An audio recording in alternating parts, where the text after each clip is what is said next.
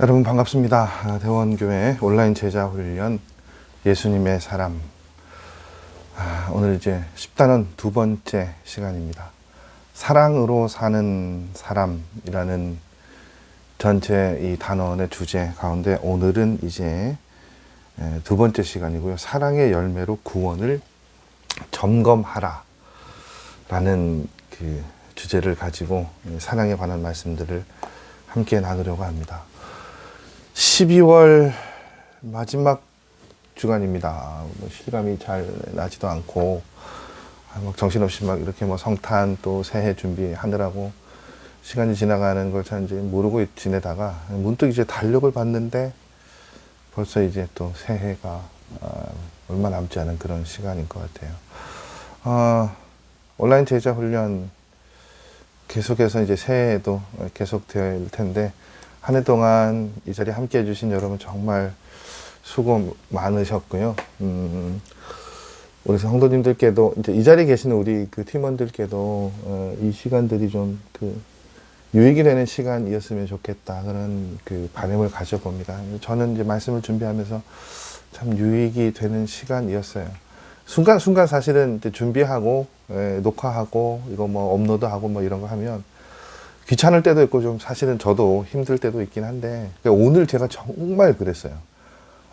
계속 미루고 언제 아침부터 해야지 하다가 계속 이렇게 막 아침에 공사도 또 여기 앞에 막 공사를 해가지고요. 교회 앞에 종일 좀 오늘 시끄러웠거든요. 그래서 이러저런 그런 그것 때문에 미루다 그냥 좀 이번 주 다음 주는 좀 쉴까 그런 생각이 들었는데 그냥 박차고 일어나서 이렇게 합니다.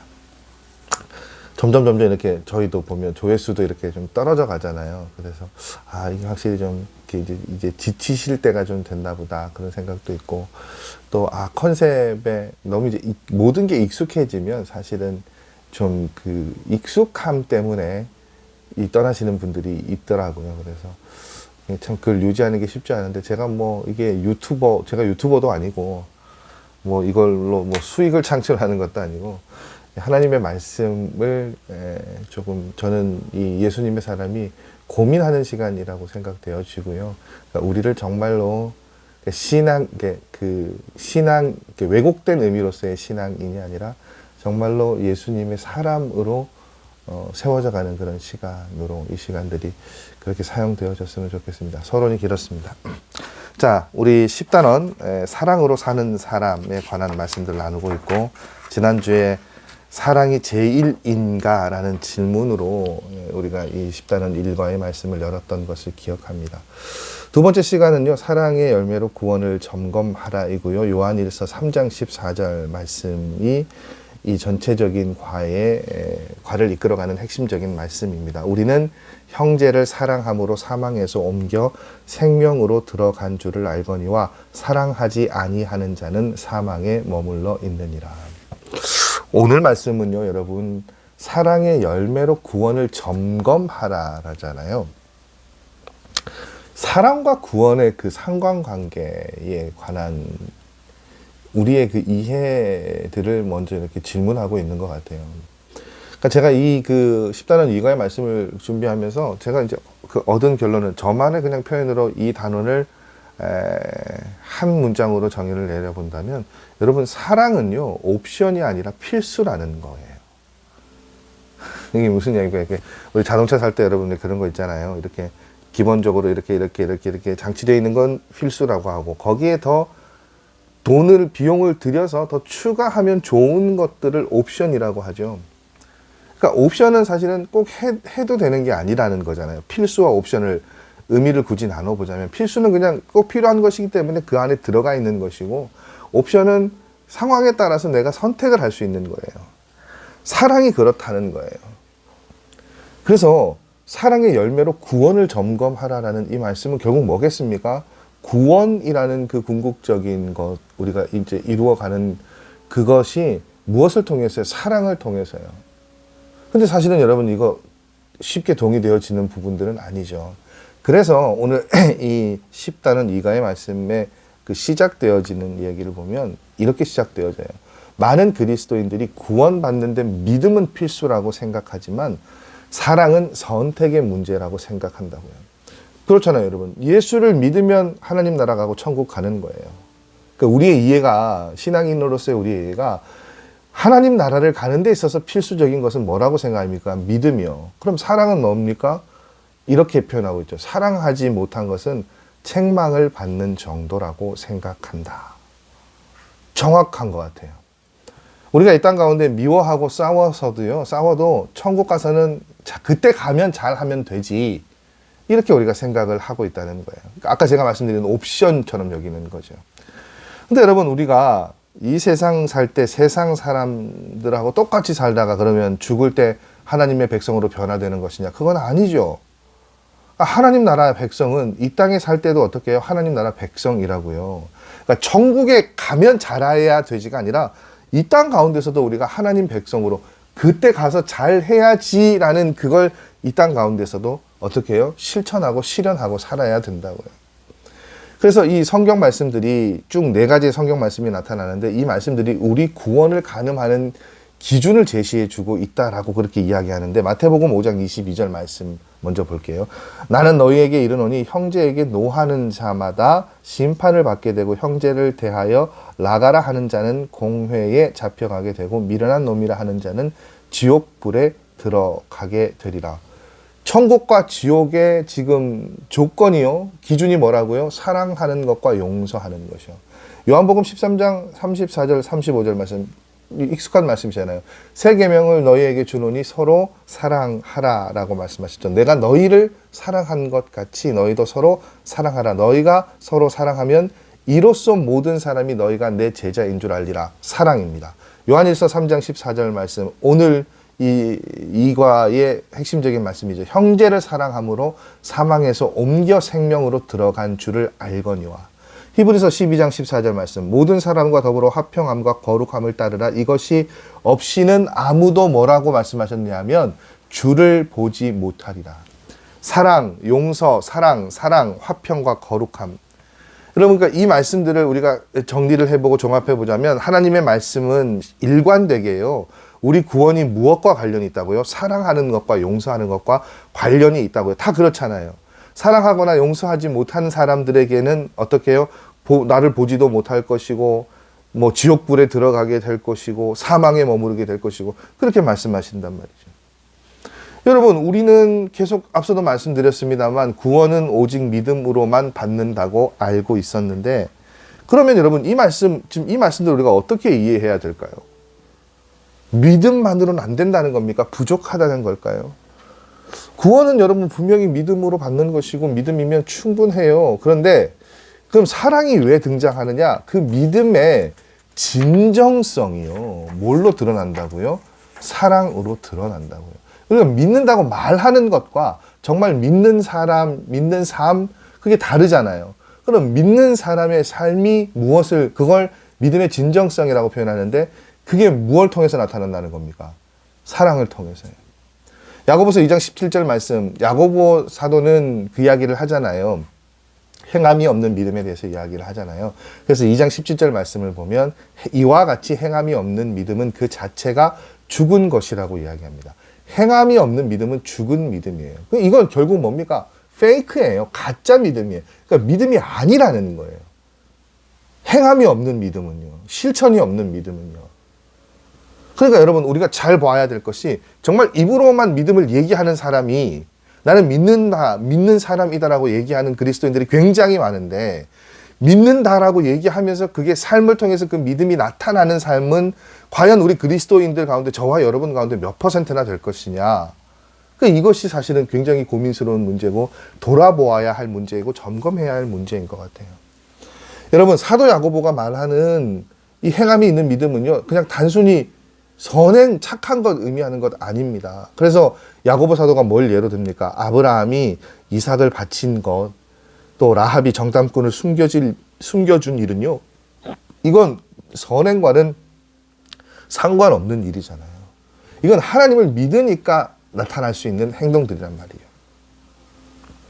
특별히 여러분, 야고보 사도 시대에 큰 핍박이 있었어요.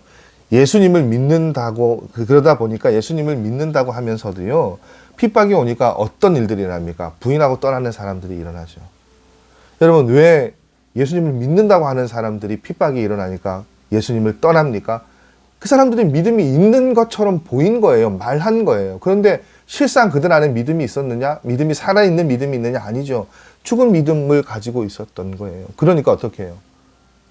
진실로 예수님을 믿는 사람들은 순교를 각오하고 따라가지만, 믿음을 지켰지만 어떻게 해요? 그러지 못한 사람은 떠난단 말이죠. 여러분, 믿음과 행동은, 행함은 이게 다른 게 아니, 분리되어질 수 없어요. 정말로 제대로 된 믿음은요, 우리를 용서하는 사람, 사랑하는 사람으로 변화시킵니다. 여러분, 우리가 무엇을 믿고 있습니까? 예수님께서 십자가에 달려 죽으실 정도로 나를 사랑하신다는 것을 우리가 믿는 거잖아요. 사랑으로 충만하신 예수님이 우리 안에 계신다는 것, 오셨다는 것을 믿는 거잖아요. 그걸 정말 믿는다면 우리가 어떻게 해요? 용서와 사랑의 사람이 되어야 한다고요. 여러분, 십자가 복음을 믿고 변화된 사람의 가장 강력한 증거는요, 이 사람이 변했다는 가장 강력한 증거는 뭘 꼽을 수 있습니까? 원수도 사랑하는 거예요. 그런 면에서 보면 참 부끄러운 고백인데 저는 아직 멀었다라는 생각이 들어요. 원수를 사랑하는 일이 참 쉽지 않은 것 같아요. 참 어려운 것 같아요. 분노케 하는 사람이 있고, 도저히 용서할 수 없는 말과 언행과 행동을 한 사람들을 품고 용서하는 일이 참 쉽지 않고, 사랑하는 일이 참 쉽지 않은 것 같아요. 그렇게 하려고 애를 쓰는 것이죠. 정말로 그렇게 해야 돼요. 어느 학교에요, 교장 선생님으로 재직하시던 분이 계신데, 이 교장 선생님이 어릴 때 이 교장 선생님의 형님이 일본 사람에게 맞아 죽었나 봐요. 그러니까 이분에게 일본이라는 나라 사람들은 그냥 무조건 뭡니까? 증오하는 대상이 됐겠죠. 근데 이제 어느 날 하나님께서 이 교장 선생님께 물으셨대요. 질문이 그거였습니다. 일본 사람이 너에게 지은 죄가 크냐? 네가 나에게 지은 죄가 더 크냐? 하나님께서 그걸 물어보셨어요. 그 하나님의 음성을 듣고 이 교장 선생님이 생각이, 삶이 달라졌습니다. 자기 죄를 보는 눈이 열리게 된 거죠. 그래서 이 교장 선생님이 하나님, 제가 하나님께 지은 죄가 큽니다. 그렇게 말씀하셨어요. 그러니까 하나님 다시 물으십니다. 나는 너를 위해 내 아들도 주었는데 너는 왜 그 일본 사람을 용서할 수 없다고 하느냐. 그 말 한마디에 이 교장 선생님의 모든 것들이 어떻게 해요? 다 무너졌죠. 그리고요, 이 교장 선생님의 삶이 정말 드라마틱한 반전이 있는 것이, 그 하나님의 음성을 듣고 경험하고 난 이후에 교장 선생님의 선택이 교직 생활을 내려놓고 일본으로 선교사를 가시는 거였대요. 여러분, 십자가 복음에 대한 믿음을 가지고 있는 사람은 원수도 사랑할 수 있어야 됩니다. 저도 여러분도 그것들을 바라고 원하고 기도할 수 있는 삶이었으면 좋겠어요. 요한계시록 2장 1절에서 5절까지 말씀 보면 에베소 교회에 관한 말씀인데, 저희가 우리 건강한 교회 세우기 위해서도 한번 다뤘죠. 에베소 교회는 책망하신 이유가 어떤 것이었습니까? 처음 사랑을 버렸다는 거예요. 그러니까 출발이 좋았는데 그 출발이 끝까지 잘 가지 못했죠. 뭐냐면 초대교회나 지금이나 이단들 때문에 교회가 많은 어려움을 겪어요. 그런데 그 잘못된 것들에 맞서서 진리를 수호하는 것 대단히 중요한 문제죠. 그래서 이제 에베소 교회는 니골라 당이라고 하는 그것들이 굉장히 이 이단들이 에베소 교회를 어지럽게 했단 말이에요. 교회를 굉장히 어렵게 만들었죠. 에베소 교회가 그 니골라 당을, 그 이단들을 물리치고 이겨내고 교회를 지켜내는 데는 성공을 했어요. 그러니까 이게 뭡니까? 진리에 대한 바른 지식이 있었죠. 그 점에 대해서는 분명히 칭찬하셨어요. 예수님, 이 요한계시록의 말씀을 보면. 근데 에베소 교회가 잘 지켜냈던 그 믿음과 신앙을 잘 지켜내는 그 부분과 또 반비례해서 잃어버린 것이 있었는데 그게 뭐냐면 사랑을 잃어버린 거예요. 교회가 사랑이 굉장히 충만했는데 잃어버렸어요. 차갑게 식어 있단 말이죠. 예수님께서 에베소교회에게 뭐라고 말씀하십니까? 처음 사랑을 회복하지 않으면 촛대를 옮기시겠다고 경고합니다. 여러분 굉장히 무서운 경고예요. 이게 무슨 이야기입니까? 아무리 이것저것 다 갖추고 있어도 사랑을 잃어버리면 다 허사라는 거예요. 여러분 우리 교회가 뭐 감사하게도 어려움의 때에도 이렇게 새가족들이 꾸준하게 오시죠. 새가족들이 오셔서 처음 오셔서 저하고 인사하고 뭐 한 달, 몇 달 걸려서 이렇게 등록하시고 또 조금 더 깊이 이야기를 나누고 더 나아가서 뭐 등록 신방하고 쭉 얘기를 해보면 여러분 새가족들이 교회를 여러 교회들을 이제 돌아다니시다가 이렇게 쭉 이렇게 다녀보시다가 교회를 선택을 한단 말이에요. 선택지 가운데 뭐 그 요소들이 뭐가 있을까요? 목사도 있어요, 여러분. 목사님 뭐 좋아 보여요. 뭐 말씀이 좋아요. 이렇게 말씀하시는 분들도 있어요. 굉장히 다른 교회하고 차별되어지는 게 찬양대의 말씀도 굉장히 많이 하세요. 그 찬양대, 할렐루야 찬양대, 그 찬양에 굉장히 은혜를 많이 받는다고요. 근데 여러분, 목회자, 또 우리 새가족도, 새가족팀, 우리 새가족부의 그 역할들에 관해서도 얼마나 감탄하시고 감사하시는지 몰라요. 근데 여러분, 뭐, 목회자든 예배든 말씀이든 찬양이든 돌봄이든 그걸 하나로 묶으면 결국 뭔 줄 아세요, 여러분? 교회가 따뜻하면, 사랑이 넘치면 새가족들은 여기가 내 교회다 이렇게 결정을 하고 정착을 합니다.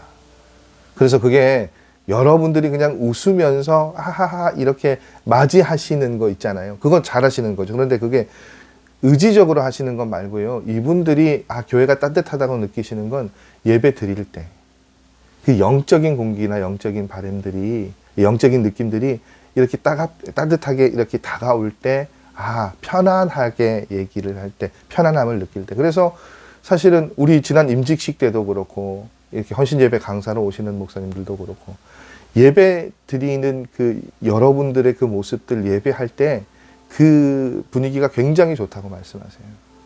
참 감사한 일이죠, 여러분. 근데 여러분, 그것에 우리가 자만하지 말고요. 예배뿐만 아니라 우리의 모든 교회 안에서의 모든 종류의 관계들, 여러 말들 다 어떻게 해요? 사랑이 넘치는 이야기들이 있어야 되겠죠. 에베소 교회가 그걸 잃어버렸단 말이에요. 저에게도 굉장히 좀 그 특별한 시간이었는데 2005년으로 기억되어집니다. 제가 이제 신학생 때였었는데요. 신대원 졸업반일 때 한국교회 그 대표적인 목사님들께서, 정말로 어르신 목사님들께서 한 자리에 모이셔서 공개 그 회개 기도를 하셨던 그게 있어요. 그게 어디 하여튼 서울의 종로 어디서 이렇게 모이셔가지고 얘기를 하시는데, 내가 이런 잘못했습니다, 이런 잘못했습니다, 이런 잘못했습니다를 공개적으로 고백하시고 또 회개의 기도를 하셨던 그런 시간들이 있었는데, 한 목사님께서 자신의 죄를 이제 회개하시면서 이런 말씀을 하세요. 해방 직후에 신사참배한 목사들을 두고 마귀당이라고 그렇게 말씀하셨다는 거예요. 밥도 같이 먹지 않으셨대요.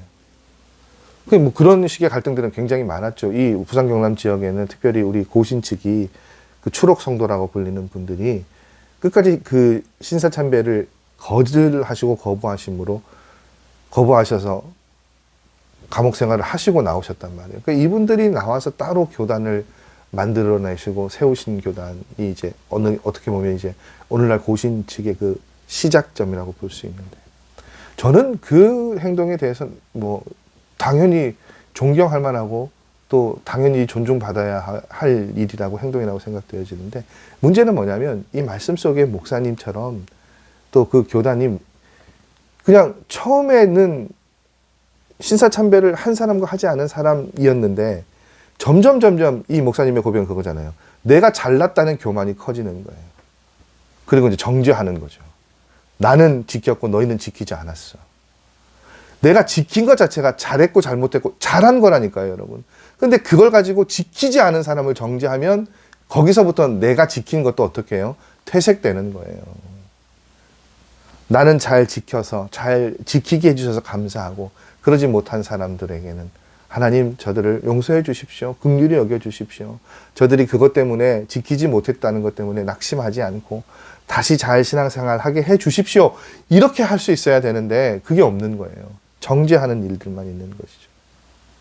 이 목사님의 고백이 굉장히 마음을 두드리는 것은 평생 나 자신이 한없는 하나님의 은혜를 받고 살았으면서도 가장 무서운 교만의 죄를 가지고 함부로 입을 열어 정죄하고 저주했던 죄를 지었습니다. 하늘나라는 회개한 자만 간다고 했습니다. 이 교만했던 죄와 부족한 종이 바로 죽을 수 있도록 축복해 주시길 바랍니다. 이 목사님이 울먹거리시면서 이 고백을 하시는 거예요. 다 모든 얘기가 여러분 다 무엇을 이야기합니까? 우리가 정말로 진실로 예수님을 믿는다면 우리가 어떤 사람요? 사랑의 사람이요. 그러니까 이걸 뒤집어서 생각해 보면 이제 조심스러운 표현이지만 그거잖아요, 여러분. 우리가 사랑이 안 되고 용서가 안 되면 우리가 믿음의 사람이라고 이야기할 수 있느냐? 아니라는 거죠. 아무리 뭐 헌신하고 아무리 교회를 위해서 애를 쓴다고 해도 목회자라도요, 내 안에 사랑이 없고 용서하는 마음이 없으면 그건 믿음 점검해 봐야 된다고 그렇게 이야기하는 거예요. 참 두려운 말씀이고 고민되게 하는 말씀이고 우리의 현실을 잘 반영해 주는 말씀이기도 한 것 같아요. 근데 왜 그렇게 이야기할 수 있는가 하면 잘 알고 계시는 요한복음 15장 포도나무에 관한 말씀 있잖아요. 나는 포도나무고 너희는 가지고 그가 내 안에 내가 그 안에 거하면 사람이 열매를 많이 맺나니 나를 떠나서는 너희가 아무것도 할 수 없습니다. 여러분, 복음에 대한 지식은 있는데 사랑이 없는 그리스도인이 굉장히 많아요. 그러니까 십자가 복음을 지식으로만 아는 것이죠. 그것이 나의 것이고 내 것이고 내 문제라는 인식이 없어요. 여러분, 믿음의 가장 핵심적인 요소는 예수님과 나와의 인격적인 관계예요. 예수님 포도나무고 우린 가지잖아요. 나무에 삐져나오는 가지잖아요. 여러분, 가지가 나무에 붙어 있을 때 의미가 있고 생명력이 있죠. 떠나면 아무런 의미가 없잖아요. 여러분, 가지가 포도나무에 붙어 있는 것처럼 십자가에 예수님을 붙잡고 의지하는 것이 믿음이고요. 그렇게 우리가 예수님을 바라보고 믿게 되면 우리 안에 뭐가요? 사랑의 열매가 맺어지게 된다고요. 여러분, 그 사랑의 열매가 우리 안에 있는지 구현되어지고 있는지 나타나고 있는지 한번 오늘 제목 그대로 점검해 보아야 되지 않을까요? 사랑의 열매로 우리의 믿음의 상황을, 믿음의 상태를 결국 믿음을 통해 구원을 얻는 것이니 구원을 점검해야 되지 않겠습니까? 유기성 목사님의 참 가슴 아픈 고백을 끝으로 이제 오늘 이야기를 마무리하려고 하는데, 목사님이 교회가 크다 보니까 아무래도 큰 회사를 경영하는 대표 이사님이 교회 안에 있으실 거잖아요. 근데 이분이 아직 교회를 등록을 하시질 않으셨나 봐요. 이제 교회 등록을 하기를 원한다는 이야기가 목사님께 들려왔습니다.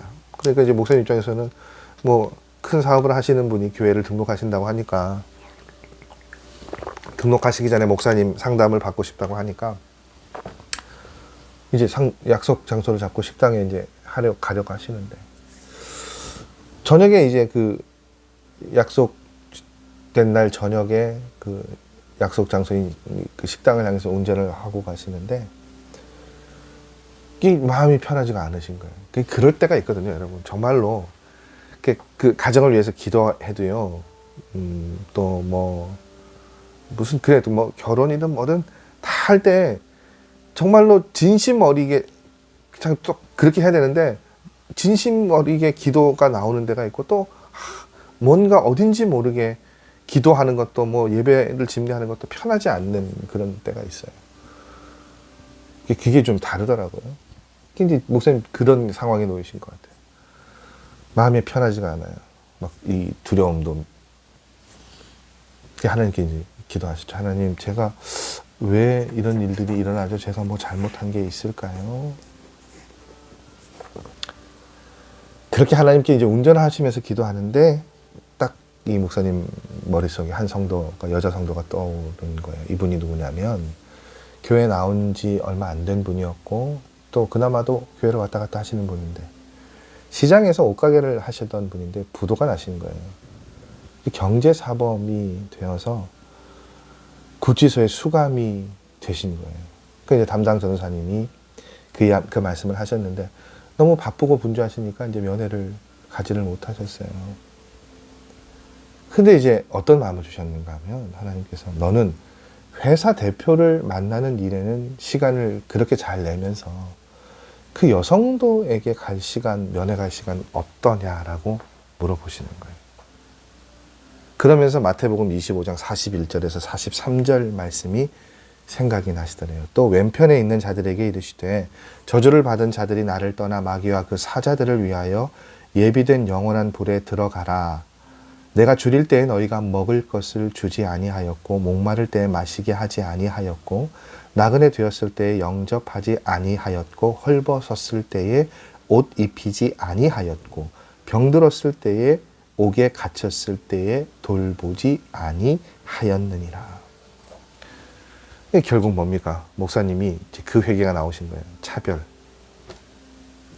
그래서 그 다음날 그 여성도님 수감되어 있는 구치소를 찾아가셨어요. 목사님 보자마자 이 여성도가 그냥 펑펑 운 거예요. 면회 시간 가도록 목사님 제대로 말 한마디도 못하고 듣지도 못하시고 그냥 울다가 돌아오셨대요. 근데 면회 가시고 얼마 되지 않아서 이 여성도가 집행유예로 풀려났대요. 그러니까 그때 가시지 않았으면 평생 아마 어떻게 해요? 마음의 무거운 짐을 지고 가시지 않았을까요? 그런 거예요. 비슷한 경험이 저도 있어요. 뭐냐면 우리 작고하신 홍정철 집사님이 아프셨을 때 이제 우리 구역장이 배현희 집사님이셨고 우리 김차자 권사님이 너무 그 가정, 우리 이제 그 김맹자 성도님, 부인 되신 김맹자 성도님이 잘 나오시지만 그때는 뭐 참 완고하셨거든요. 이제 가면 이 뭐 교회가 조금 더 많이 도와줬으면 좋겠다라는 말씀들을 하시니까 제가 자주 뵙지는 못했어요. 그래서 이제 뭐 그 병상에 누워 계실 때 기저귀 사서 이렇게 가서 들여다보고 기도하고 텀이 좀 길었죠. 오래 아프셨습니다.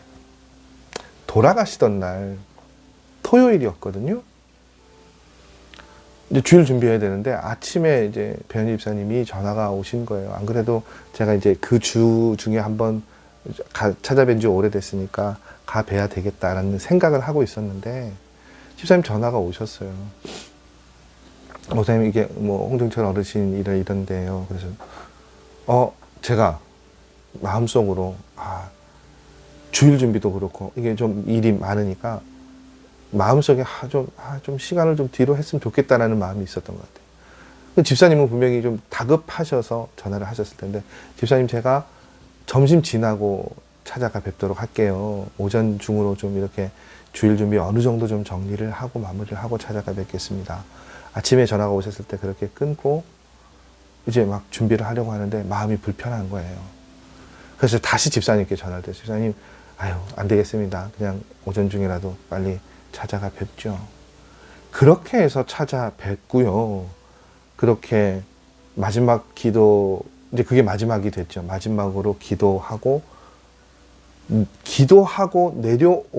문을 나서는데, 현관문 나서는데 돌아가신 거예요. 그래서 정말로 마지막 가실 때 집사님 귀에 대고 의식이 마지막에 있으실 때 기도하고 그렇게 올 수 있었어요.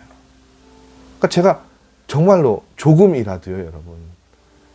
그것을 그 집사님의 그 영혼과 사랑, 생명에 관한 그 마음들이 조금이라도 제가 이 이야기 속에 유기성 목사님처럼 차별하는 마음이나 막 그런 그 중요성에 대해서 제가 막 쉽게 여겼다면 저 어떻게 여러분 돌아가시고 제가 오후에 뒤늦게 갔어 봐요. 지금 생각해도 정말 너무 아찔한 순간인 거예요.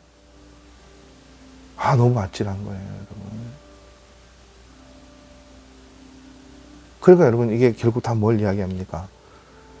행동을 통해서 나타난다고요. 우리가 그리스도인이라는 것이. 믿음이, 행함이 있는 믿음이 결국은 우리의 구원이 나타나는 것이라고요. 근데 여러분, 그 행함이 있는 믿음이라는 것은 결국 무엇을 통해 나타납니까? 사랑과 용서요. 그걸 행동하고 실천할 때 뒤로 미루지 않고 지금 당장 우리의 삶 가운데 그것들이 삶으로 나타날 때 여러분 우리의 삶의 모습은 온전히 사랑으로 채워질 줄 믿습니다. 구원의 열매를 사랑의 열매로 구원을 점검하라는 이 말씀이요. 우리에게 큰 울림이 있는 말씀이었기를 원합니다, 여러분. 그래서 우리 나름대로 합리화했던, 미뤄두었던, 변화되어져야 할 삶의 모습들 여러분 더 미루지 마시고 정말로 어떻게 해요? 우리가 사랑의 말과 행동들을 통해서 우리의 삶을 채워가고 교회를 변화시킬 수 있어야 돼요. 그래야 정말 우리가 어떻게 해요? 구원받은 공동체이고 하늘을 소망하고 꿈꿀 수 있는 공동체라는 것을 오늘 이 10단원 이가의 말씀이 우리에게 이야기해 주고 있습니다. 예수님 안에 있는 사람이니까 우리는 여러분 사랑의 열매를 맺어가는 삶이 될 수밖에 없어요. 그렇지 못하면 우리는 예수 안에 있는 사람이 아닙니다. 저와 여러분은 예수 안에 있는 사람이잖아요. 사랑으로 회복되어지고 하나 되어질 수 있는 삶이 될 수 있도록 그것들을 위해서 한 주간도 기도하셨으면 좋겠습니다. 다음 주 10단원 3가는 예수님의 사랑으로 사랑하라입니다. 참 역설적으로 사랑에 관한 말씀들을 나누는데 저는 굉장히 부담이 됩니다. 제 안에 그런 그 사랑의 모습들이 많이 좀 부족함이 보여서 그런가 봐요. 제가 원래 그런 사람은 아니었거든요, 여러분. 저 부교육제 때는 굉장히 눈물도 많고 사랑도 많은 목사님이었는데, 이 담임 목사 하면서 제가 좀 변했나 봐요. 그래서 이 사랑의 말씀들을 준비하면서 많은 것들을 좀 돌아보게 됩니다. 여러분도 그렇게 돌아볼 수 있는 시간이 되셨으면 좋겠어요. 한 해가 지나갑니다, 여러분. 다음 주에는 새해 인사를 하면서 우리가 만나게 될 텐데요. 이번 한 주간 연말 잘 마무리하시고 새로운 해 또 기쁜 얼굴로 계속해서 말씀의 시간 함께 나가시면 좋겠습니다. 여러분, 저는 다음 주에 뵙겠습니다. 한 주간 행복하시고 사랑 나누시는 삶 되시기를 바랍니다. 안녕히들 들어가십시오, 여러분.